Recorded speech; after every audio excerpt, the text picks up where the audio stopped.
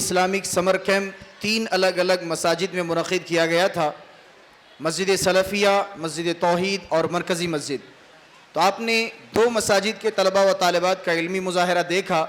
اب آئیے مرکزی مسجد کے طلباء و طالبات کی باری ہے۔ ان طلباء و طالبات کی نمائندگی کرنے کے لیے فضیلت الشیخ امین فیضی حفظہ اللہ کو مائک پر دعوت دیتا ہوں۔ فضیلت الشیخ امین فیضی حفظہ اللہ نے مرکزی مسجد کے ان طلباء پر کافی محنت اور مشقت کی ہے، ان کی تعلیم و تربیت پر کافی توجہ دی ہے، اور اسی طریقے سے فضیلت الشیخ امین فیضی حفظہ اللہ کے ساتھ ساتھ حافظ فرحان صاحب بھی اتنے ہی برابر شریک ہیں جتنا کہ امین فیضی حفظہ اللہ نے بچوں کے اندر محنت کی ہے۔ آپ جب دیکھیں گے مرکزی مسجد کے بچوں کو تو آپ کو یقین ہو جائے گا کہ ان کی محنتیں کافی رنگ لائی ہیں۔ میں ادباً گزارش کرتا ہوں شیخ امین فیضی حفظہ اللہ سے کہ وہ آئیں اور اپنے مرکزی مسجد کے بچوں کی نمائندگی کریں۔ السلام علیکم ورحمۃ اللہ وبرکاتہ۔ محترم مسلمان کرام، محترم سامعین کرام اور سامعات، یہ پروگرام اور تقریری سلسلے کی طرف میں آپ کو لیے چلتا ہوں۔ مرکزی مسجد شاشہ محلہ میں جن بچوں نے حصہ لیا ہے اور جو محنت کی ہے، ایک ایک کر کے میں آپ کے سامنے ان بچوں کا علمی مظاہرہ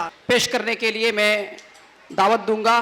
سب سے پہلے میں سعید بن عبداللہ کو دعوت دیتا ہوں، آپ آئیں اور اپنے عنوان کی وضاحت کریں۔ آپ کا عنوان ہے اطاعت رسول۔ السلام علیکم ورحمۃ اللہ وبرکاتہ، نحمدہ ونصلی علی رسولہ الکریم، اما بعد، اعوذ باللہ من الشیطان الرجیم، بسم اللہ الرحمن الرحیم، من اطاعنی فقد اطاع اللہ ومن عصانی فقد عصى اللہ۔ حضرات، آج میں آپ لوگوں کے سامنے اطاعت رسول صلی اللہ علیہ وسلم کی اہمیت کے بارے میں چند باتیں پیش کرنے جا رہا ہوں۔ اللہ تعالیٰ کی عبادت کے ساتھ ساتھ نبی کریم صلی اللہ علیہ وسلم کی اطاعت کا بھی اللہ تعالیٰ نے ہمیں حکم دیا ہے۔ اطاعت کے معنی ہوتا ہے کسی چیز کو ماننا اور ان کے بتائے گئے طریقے کے مطابق زندگی گزارنا۔ نبی کریم صلی اللہ علیہ وسلم ہمارے لیے ایک رہنما بن کر دنیا میں تشریف لائے۔ آپ کی پوری زندگی ہمارے لیے بہترین نمونہ بنی۔ کھانے، پینے، سونے، دوسروں سے بات کرنے اور دوسروں سے برتاؤ کے معاملے میں سنت پر عمل کرنا چاہیے۔ اللہ تعالیٰ قرآن مجید میں فرماتا ہے، جو لوگ نبی کریم صلی اللہ علیہ وسلم کی اطاعت کرے وہ دراصل میری اطاعت کر رہا ہے۔ اس سے ہمیں نبی کریم صلی اللہ علیہ وسلم کی اطاعت کی اہمیت معلوم ہوتی ہے۔ نبی کریم صلی اللہ علیہ وسلم ہمیشہ سچ بولتے تھے، آپ کبھی بھی جھوٹ نہیں بولتے تھے، آپ امانت دار تھے، آپ لوگوں کا خیال رکھتے تھے۔ نبی کریم صلی اللہ علیہ وسلم ہمیشہ نرمی اور محبت سے بات کرتے تھے، حتیٰ کہ آپ کے دشمن سے بھی حسن سلوک کرتے تھے۔ ہمیں بھی چاہیے کہ ہمیں نبی کریم صلی اللہ علیہ وسلم کے خوبصورت اعمالوں کو اپنا لینا۔ نبی کریم صلی اللہ علیہ وسلم ہمیں نماز پڑھنے کو، اپنے والدین کی عزت کرنے کو، اساتذہوں کے احترام کرنے کو، اپنے سے چھوٹوں سے محبت کرنے کا حکم دیا ہے۔ نبی کریم صلی اللہ علیہ وسلم کی سچی محبت کا تقاضا یہ ہے کہ ما آتاکم الرسول فخذوہ وما نہاکم عنہ فانتہوا۔ جو لوگ نبی کریم صلی اللہ علیہ وسلم جو تمہیں دے وہ لے لے اور جس سے روکے اس سے رک جائے۔ صرف زبان سے محبت دعاف نہیں کی جاتی، ہمیں عمل کر کر بھی ثابت کرنا ہے۔ جو لوگ نبی کریم صلی اللہ علیہ وسلم کی اطاعت و فرما برداری کرے ان کے نصیب میں جنت ہے، اللہ تعالیٰ انہیں دنیا اور آخرت میں کامیابی عطا فرمائے گا۔ جو لوگ نہیں کر رہے وہ تو نقصان میں جی رہے ہیں۔ ہمیں چاہیے کہ ہمیں اپنی زندگی سے روزانہ جائزہ لینا چاہیے کہ ہم نبی کریم صلی اللہ علیہ وسلم کی اطاعت کر رہے ہیں یا نہیں۔ اگر ہم سے کچھ بھول یا چھوٹ ہو جائے تو ہمیں ترنت توبہ کر لینا چاہیے، ہمیں زیادہ سے زیادہ استغفار کرنا چاہیے اور نبی کریم صلی اللہ علیہ وسلم کو سیرت پڑھنا چاہیے تاکہ ہم نبی کریم صلی اللہ علیہ وسلم کے طریقے کو اچھی طرح سیکھیں۔ آخر میں اللہ تعالیٰ سے دعا کرتا ہوں، اللہ تعالیٰ مجھے سچے اطاعت کرنے کی توفیق عطا فرمائے اور نبی کریم صلی اللہ علیہ وسلم کی سنت پر عمل کرنے والا بنائے، دنیا اور آخرت میں کامیابی عطا فرمائے، آمین۔ وآخر دعوانا ان الحمد للہ رب العالمین۔ السلام علیکم ورحمۃ اللہ وبرکاتہ۔ اب اور ایک تقریر پیش کرنے کے لیے محمد حارث بن نظام کو دعوت دے کہ آپ آئیں اور اپنے عنوان کی وضاحت فرمائیں۔ آپ کا عنوان ہے نماز کی اہمیت۔ السلام علیکم ورحمۃ اللہ وبرکاتہ، نحمدہ ونصلی علی رسول الکریم، اما بعد۔ حضرات، آج میں آپ کے سامنے نماز کی اہمیت کے بارے میں چند باتیں پیش کرنا چاہتا ہوں۔ عقیدہ توحید کے بعد سب سے اہم عبادت نماز ہے۔ نماز اسلام کا ایک بہت اہم رکن ہے۔ اللہ تعالیٰ نے ہم سب مسلمانوں پر دن اور رات میں 5 وقت کی نماز فرض کی ہے۔ نماز ہمیں اللہ تعالیٰ کے قریب کرتی ہے اور ایک اچھا انسان بناتی ہے۔ نماز پڑھنے سے ہمارے دل کو سکون ملتا ہے اور ہم برے کاموں سے بچے رہتے ہیں۔ ہمیں نماز کو صحیح طریقے سے اور وقت پر ادا کرنا چاہیے۔ نبی کریم صلی اللہ علیہ وسلم نے فرمایا، صلو کما رأیتمونی اصلی، نماز ویسے پڑھو جیسے تم نے مجھے پڑھتے ہوئے دیکھا ہے۔ اس سے ہمیں پتہ چلتا ہے کہ ہمیں نماز کو سنت کے مطابق پڑھنا چاہیے۔ ایک اور حدیث میں آتا ہے کہ نبی کریم صلی اللہ علیہ وسلم نے فرمایا، جب معاذ بن جبل رضی اللہ تعالیٰ عنہ کو یمن بھیجا گیا تو فرمایا کہ تم انہیں سب سے پہلے اللہ تعالیٰ کی طرف بلاؤ، اگر وہ مان لے تو انہیں بتاؤ کہ ان پر 5 وقت کی نماز فرض ہے۔ نماز کا اسلام میں ایک بہت بڑا مقام ہے۔ جو نماز کو پڑھتا ہے وہ اپنے دین کو مضبوط کرتا ہے، اور جو نماز کو چھوڑتا ہے وہ بڑا نقصان کرتا ہے۔ نبی کریم صلی اللہ علیہ وسلم نے جان بوجھ کر نماز چھوڑنے کو غلطی قرار دیا ہے۔ نماز پڑھنے سے ہم برے کاموں سے بچتے ہیں اور معاشرہ بھی اچھا ہوتا ہے۔ اگر سب مل کر نماز پڑھے تو لڑائی جھگڑے کم ہو جائیں گے۔ نماز کسی بھی حال میں معاف نہیں، چاہے ہم گھر میں ہو، سفر میں ہو یا بیمار ہو، یہاں تک کہ جنگ کے میدان میں بھی نماز پڑھی جاتی ہے، اور قیامت کے دن سب سے پہلا سوال نماز کے بارے میں کیا جائے گا۔ آخر میں ہم سب دعا کرتے ہیں کہ اللہ تعالی ہمیں نماز کو صحیح طریقے سے اور وقت پر ادا کرنے کی توفیق عطا فرمائے، آمین۔ جزاک اللہ خیرا بارک اللہ فیک۔ اس کے بعد میں عبد المہیمن بن مبشر کو دعوت دیتا ہوں کہ وہ آئیں اور انبیاء کے نام پیش کریں۔ السلام علیکم ورحمۃ اللہ وبرکاتہ۔ آج میں آپ کے سامنے انبیاء کے نام پیش کرنا چاہتا ہوں۔ انبیاء یعنی وہ پیغمبر جو اپنے قوم کی رہنمائی، ہدایت اور توحید کی دعوت دینے کے لیے بھیجے گئے تھے، جس میں سب سے پہلے حضرت آدم علیہ السلام، حضرت ادریس علیہ السلام، حضرت نوح علیہ السلام، حضرت ہود علیہ السلام، حضرت صالح علیہ السلام، حضرت ابراہیم علیہ السلام، حضرت لوط علیہ السلام، حضرت اسماعیل علیہ السلام، حضرت اسحاق علیہ السلام، حضرت یعقوب علیہ السلام، حضرت یوسف علیہ السلام، حضرت ایوب علیہ السلام، حضرت شعیب علیہ السلام، حضرت موسیٰ علیہ السلام، حضرت یحییٰ علیہ السلام، حضرت ہارون علیہ السلام، حضرت ذوالکفل علیہ السلام، حضرت داؤد علیہ السلام، حضرت سلیمان علیہ السلام، حضرت محمد صلی اللہ علیہ وسلم۔ وآخر الدعوانا الحمد للہ رب العالمین۔ السلام علیکم ورحمۃ اللہ وبرکاتہ۔ جزاک اللہ خیرا بارک اللہ فیک۔ اب میں آپ کے سامنے ایک انابیہ تحریم بن عبد السمیع، آپ کا عنوان ہے والدین کے حقوق، آئیں اور اپنے عنوان کی وضاحت فرمائیں۔ السلام علیکم ورحمۃ اللہ وبرکاتہ۔ نحمدہ ونصلی علی رسولہ الکریم، اما بعد۔ آج میں آپ کے سامنے ایک اہم موضوع پر چند باتیں پیش کرنا چاہتی ہوں، جس کا عنوان ہے والدین کے حقوق۔ اللہ تعالیٰ نے ہمیں پیدا کیا، لیکن دنیا میں ہمیں لانے کا ذریعہ ہمارے والدین ہیں۔ ماں نے ہمیں پیٹ میں رکھا، تکلیفیں برداشت کی اور محبت سے پالا۔ باپ نے ہماری پرورش کے لیے محنت کی اور ہمیں ہر ضرورت کو پوری کرنے کی کوشش کی۔ اسی لیے اسلام میں والدین کا بہت بڑا مقام ہے۔ اللہ تعالیٰ نے قرآن مجید میں اپنے حق کے بعد والدین کے ساتھ اچھا سلوک کرنے کا حکم دیا۔ نبی کریم صلی اللہ علیہ وسلم نے بھی والدین کی خدمت کو سب سے بڑی نیکی قرار دیا۔ ایک شخص نے نبی کریم صلی اللہ علیہ وسلم سے پوچھا، سب سے زیادہ اچھا سلوک کس کے ساتھ کرنا چاہیے؟ تو نبی کریم صلی اللہ علیہ وسلم نے فرمایا تمہاری ماں۔ پھر پوچھا کون؟ تو نبی کریم صلی اللہ علیہ وسلم نے فرمایا تمہاری ماں۔ اس طرح وہ شخص 3 مرتبہ پوچھا، پھر کون؟ تو نبی کریم صلی اللہ علیہ وسلم 3 مرتبہ بھی فرمایا تمہاری ماں۔ پھر 4تھی بار فرمایا تمہارا باپ۔ ہمیں چاہیے کہ ہم ہمیشہ اپنے والدین کی بات مانیں، ان کی ادب کریں، ان کی خدمت کریں اور انہیں کبھی ناراض نہ کریں۔ ہمیں ان کے ساتھ اونچی آواز سے نہیں بات کرنی چاہیے اور نہ تو ان سے بدتمیزی کرنی چاہیے۔ ہمیں اگر والدین ہمیں کوئی کام دے تو ہمیں خوشی کے ساتھ کرنی چاہیے، کیونکہ والدین کی خدمت کرنے سے اللہ تعالیٰ خوش ہوتے ہیں۔ والدین کی خدمت کرنے والے بچے دنیا اور آخرت دونوں میں بھی کامیاب ہوتے ہیں۔ جو والدین کو تکلیف دے وہ نقصان میں رہتے ہیں۔ اگر ہم سے کوئی غلطی ہو جائے تو فوراً معافی مانگ لیں، کیونکہ اور اپنے رویے کو درست کرنا چاہیے۔ ہمیں ہر دن اپنے والدین کے لیے دعا کرنا چاہیے، اے اللہ میرے والدین پر رحم فرما جس طرح انہوں نے مجھے بچپن میں پالا تھا۔ آخر میں ہم اللہ سے دعا کرتے ہیں کہ ہمیں والدین کی خدمت کرنے والا بنائے، ان کا ادب کرنے کی توفیق دے اور ان کا فرما بردار بنائے۔ السلام علیکم ورحمۃ اللہ وبرکاتہ۔ جزاک اللہ خیرا بارک اللہ فیک۔ اب میں آپ کے سامنے اور ایک بچی منزہ مریم، جن کا موضوع ہے عقیدہ توحید، وہ آئیں اور اپنے عنوان کی وضاحت کریں۔ السلام علیکم ورحمۃ اللہ وبرکاتہ۔ نحمدہ ونصلی علی رسولہ الکریم وعلی آلہ وصحبہ اجمعین، اما بعد۔ فاعوذ باللہ من الشیطان الرجیم، بسم اللہ الرحمن الرحیم۔ وَلَقَدْ بَعَثْنَا فِي كُلِّ أُمَّةٍ رَسُولًا أَنْ اعْبُدُوا اللَّهَ وَاجْتَنِبُوا الطَّاغُوتَ۔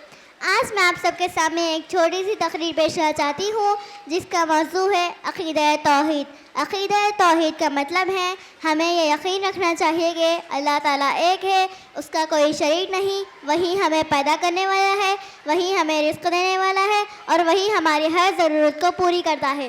تمام انبیاء علیہ السلام نے سب سے پہلے اپنی قوم کو یہی پیغام دیا کہ ایک اللہ کی بات کرو، جیسا کہ اللہ تعالیٰ نے قرآن مجید میں فرمایا وَلَقَدْ بَعَثْنَا فِي كُلِّ أُمَّةٍ رَسُولًا أَنْ اعْبُدُوا اللَّهَ وَاجْتَنِبُوا الطَّاغُوتَ۔ ہم نے ہر ایک قوم میں ایک رسول کو بھیجا تاکہ وہ یہ سکھائیں کہ ایک اللہ کی عبادت کرو اور غیر اللہ کی عبادت سے بچو۔ توحید اتنی اہم ہے کہ اس کے بغیر کوئی بھی نیک عمل قبول نہیں ہوگا۔ اگر کوئی شخص نماز پڑھے، روزہ رکھے یا صدقہ دے، اگر اس کا عقیدہ درست نہ ہو اللہ تعالیٰ اس کے اعمال کو قبول نہیں فرماتا۔ نبی کریم صلی اللہ علیہ وسلم نے فرمایا اگر کوئی شخص اس حال میں مرے کہ اس نے اللہ تعالیٰ کے سوا کسی کو شریک نہ کیا ہو اللہ تعالیٰ اسے جنت عطا فرمائے گا۔ تاریخ میں ایسے بہت سے لوگ گزرے ہیں جنہوں نے توحید کی خاطر بڑی بڑی تکلیفیں برداشت کی، کسی کو مارا گیا، کسی کو ستایا گیا، لیکن انہوں نے اللہ کی توحید کو نہیں چھوڑا۔ ہمیں توحید والوں کے واقعات سکھاتے ہیں کہ ہمیں بھی سچائی اور توحید پر قائم رہنا چاہیے، اور اللہ تعالیٰ نے یہ بھی وعدہ کیا ہے کہ جو لوگ ایمان لائے اور نیک اعمال کیے اللہ تعالیٰ انہیں دنیا میں اچھی اور پاکیزہ زندگی عطا فرمائے گا۔ وہ لوگوں کے دلوں میں سکون ہوگا، وہ مطمئن ہوں گے کیونکہ وہ جانتے ہیں کہ ان کا رب ان کے ساتھ ہے۔ اور جو لوگ اللہ کو بھول جاتے ہیں یا اللہ تعالیٰ کے سوا کسی کو شریک کرتے ہیں اللہ تعالیٰ انہیں نہ دنیا میں سکون دیتا ہے اور نہ ہی آخرت میں کامیابی۔ آخر میں اس دعا کے ساتھ اپنی بات کو ختم کرتی ہوں، اللہ تعالیٰ ہمیں سچا مسلمان بنائے اور عقیدہ توحید پر قائم رکھیں اور اللہ تعالیٰ ہمیں دنیا و آخرت میں کامیابی عطا فرمائے، آمین یا رب العالمین۔ وآخر دعوانا ان الحمد للہ رب العالمین۔ السلام علیکم ورحمۃ اللہ وبرکاتہ۔ جزاک اللہ خیراً، بارک اللہ فیک۔ اب میں اور ایک تقریر پیش کرنے کے لیے ایک بچی کو دعوت دیتا ہوں، ندا ناز، وہ آئے ہیں اور اپنے موضوع کی وضاحت فرمائیں، عقیدہ آخرت۔ السلام علیکم ورحمۃ اللہ وبرکاتہ۔ نحمدہ ونصلی علی رسولہ الکریم، اما بعد۔ آج میں آپ کے سامنے آخرت کی اہمیت کے بارے میں چند باتیں پیش کرنا چاہتی ہوں۔ آخرت کا مطلب ہے مرنے کے بعد کی زندگی۔ یہ دنیا ہمیشہ رہنے والی نہیں ہے بلکہ ایک دن ختم ہو جائے گی۔ ہم سب کو ایک دن اللہ تعالیٰ کے سامنے حاضر ہونا ہے اور ہمارے اچھے اور برے اعمال لکھے جا رہے ہیں، ہمارے تمام اعمال لکھے جا رہے ہیں۔ ہم قیامت کا دن بہت بڑا اور اہم دن ہوگا۔ اس دن سب لوگ اللہ تعالیٰ کے سامنے کھڑے ہوں گے، کسی پر بھی ظلم نہ ہوگا، ہر انسان کو اس کے اعمال کے مطابق بدلہ دیا جائے گا۔ جو لوگ اچھے کام کرتے ہیں جیسے اللہ تعالیٰ کی بات اللہ تعالیٰ کے حکم کو ماننا، لوگوں کے ساتھ اچھا سلوک کرنا اور سچ بولنا، نماز پڑھنا، ان کو اللہ تعالیٰ جنت عطا فرمائے گا۔ جو لوگ برے کام کرتے ہیں جیسے جھوٹ بولنا، اللہ تعالیٰ کے حکم کو نہ ماننا، والدین کی نافرمانی کرنا اور لوگوں کے ساتھ اچھا سلوک نہ کرنا، ان کو اللہ تعالیٰ سزا دے گا۔ جنت بہت خوبصورت جگہ ہوگی، وہاں خوشی ہی خوشی ہوگی، وہاں ہر طرح کی نعمتیں ہوں گی، وہاں بیماری نہیں ہوگی اور نہ کوئی غم ہوگا۔ ہر انسان کو چاہیے کہ دنیا میں ہی آخرت کی تیاری کر لیں، اس لیے ہمیں نماز کی پابندی کرنا چاہیے، چھوٹوں سے محبت کرنا چاہیے، بڑوں کا احترام کرنا چاہیے۔ ہمیں یہ بھی یاد رکھنا چاہیے کہ اللہ تعالیٰ بہت مہربان ہے، اگر ہم سچے دل سے توبہ کرتے ہیں تو اللہ تعالیٰ ہمیں معاف بھی کر دیتا ہے۔ اللہ تعالیٰ سے یہ دعا کرنا چاہتی ہوں کہ ہمارے نیک اعمال، ہمیں اچھے اعمال کرنے کی توفیق عطا فرمائیے، ہمیں جنت الفردوس نصیب عطا فرمائیے، آمین۔ السلام علیکم ورحمۃ اللہ وبرکاتہ۔ جزاک اللہ خیراً، بارک اللہ فیک۔ اب میں زینب۔ السلام علیکم ورحمۃ اللہ وبرکاتہ۔ آج میں آپ کے سامنے چند احادیث پیش کرنا چاہتی ہوں۔ حدیث نمبر 1، انما الاعمال بالنیات، تمام اعمال کا دار و مدار نیتوں پر ہے۔ حدیث نمبر 2، الطہور شطر الایمان، پاکی صفائی آدھا ایمان ہے۔ حدیث نمبر 3، مفتاح الجنت الصلاۃ، جنت کی کنجی نماز ہے۔ حدیث نمبر 4، صلو کما رأیتمونی اصلی، نماز ویسے ہی پڑھو جیسے تم نے مجھے پڑھتے دیکھا ہے۔ حدیث نمبر 5 الحیا شعبۃ من الایمان، حیا ایمان کا ایک حصہ ہے۔ حدیث نمبر 6 اذا لم تستحی فاصنع ما شئت، جب تمہارے اندر شرم نہ ہو تو جو چاہے کرو۔ حدیث نمبر 6 البر حسن الخلق، نیکی اچھے اخلاق کا نام ہے۔ السلام علیکم ورحمۃ اللہ وبرکاتہ۔ جزاک اللہ خیرن، بارک اللہ فیک۔ اللہ تبارک و تعالی مزید علم کی توفیق عطا فرمائے۔ اریبہ فردوس کو دعوت دیتا ہوں کہ وہ آئیں اور جو انہوں نے دعائیں یاد کی ہیں وہ پیش کریں۔ السلام علیکم ورحمۃ اللہ وبرکاتہ۔ آج میں آپ کے سامنے چند دعائیں پیش کرنا چاہتی ہوں۔ میزبان کے لیے دعا۔ اللہم بارک لہم فیما رزقتہم واغفر لہم وارحمہم۔ سفر کی دعا۔ سبحان الذی سخر لنا ھذا وما کنا لہ مقرنین وإنا الی ربنا لمنقلبون۔ لباس پہنتے وقت کی دعا۔ الحمدللہ الذی کسانی ھذا الثوب ورزقنی من غیر حول منی ولا قوہ۔ نظر بد سے بچنے کی دعا۔ اعوذ بکلمات اللہ التامات من کل شیطان وہامہ ومن کل عین لامہ۔ بازار میں داخل ہوتے وقت کی دعا۔ لا الہ الا اللہ وحدہ لا شریک لہ، لہ الملک ولہ الحمد یحیی ویموت وہو حی لا یموت عبادہ الخیر وہو علی کل شیء قدیر۔ کوئی کام مشکل لگے تو پڑھنے کی دعا۔ اللہم لا سہلا الا ما جعلت سہلا وانت تجعل الحزن اذا شئت سہلا۔ جزاک اللہ خیر۔ السلام علیکم ورحمۃ اللہ وبرکاتہ۔ جزاک اللہ خیرن، بارک اللہ فیک۔ اللہ تبارک و تعالی آپ کے علم و عمل میں برکت عطا فرمائے اور مزید دین کے علم کو حاصل کرنے کی توفیق عطا فرمائے۔ اس کے بعد آنیہ بنت عبدالسمی کو دعوت دیتا ہوں کہ وہ آئیں اور انبیاء کے نام جو انہوں نے یاد کیے ہیں وہ پیش کریں۔ آنیہ بنت عبدالسمی۔ السلام علیکم ورحمۃ اللہ وبرکاتہ۔ آج میں آپ سب کے سامنے انبیاء کے نام پیش کرنے جا رہی ہوں۔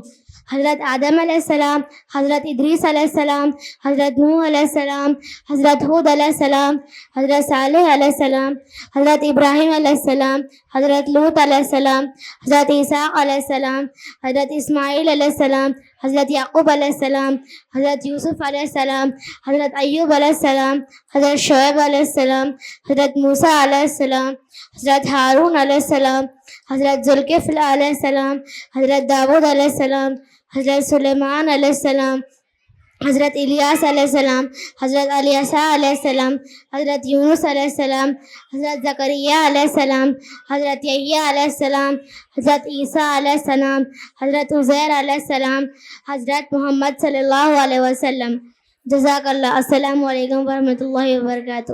جزاک اللہ خیرن، بارک اللہ فیک۔ اب میں نورہ فاطمہ بنت نظام کو دعوت دیتا ہوں کہ وہ آئیں اور جو انہوں نے عشرہ مبشرہ کے جو نام یاد کیے ہیں وہ پیش کریں۔ نورہ فاطمہ بنت نظام۔ السلام علیکم ورحمۃ اللہ وبرکاتہ۔ میرا نام نورہ فاطمہ ہے۔ میں آج آپ کے سامنے عشرہ مبشرہ کے نام پیش کرنا چاہتی ہوں۔ پہلا ابوبکر صدیق، حضرت ابوبکر صدیق رضی اللہ تعالی عنہ۔ دوسرا حضرت عمر بن خطاب رضی اللہ تعالی عنہ۔ تیسرا حضرت عثمان بن عفان رضی اللہ تعالی عنہ۔ چوتھا حضرت علی بن ابی طالب رضی اللہ تعالی عنہ۔ حضرت طلحہ بن عبید اللہ رضی اللہ تعالی عنہ۔ حضرت سعد بن رضی اللہ تعالی عنہ۔ حضرت سعید بن زید رضی اللہ تعالی عنہ۔ حضرت عبیدہ بن ذرہ رضی اللہ تعالی عنہ۔ جزاک اللہ۔ جزاک اللہ خیرن، بارک اللہ فیک۔ الحمدللہ بچیوں کی تقریر، دعاؤں اور تقاریر کا سلسلہ